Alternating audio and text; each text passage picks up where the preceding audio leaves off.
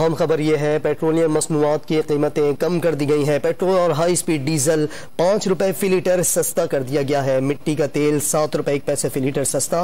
Light diesel की कीमत में 7 रुपए की कमी वाक़ हुई है।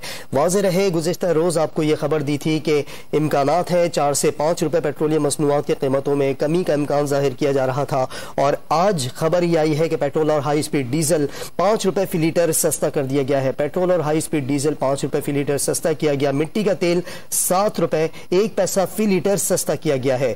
लाइट डीजल की कीमत में 7 रुपए फी लीटर कमी देखी गई है, जबकि पेट्रोल और हाई स्पीड डीजल 5 रुपए फी लीटर सस्ता कर दिया गया है। पेट्रोलियम मसनूआत की कीमतों में कमी वाक़ हुई है।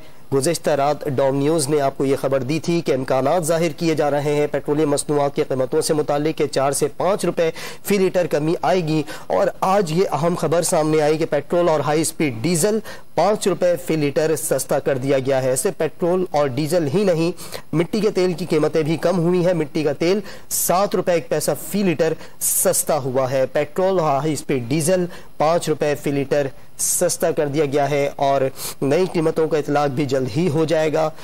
4 से 5 रुपए की कमी का इम्कान जाहिर किया जा रहा था, और अब पेट्रोल और हाई स्पीड डीजल 5 रुपए फी लीटर सस्ता कर दिया गया है।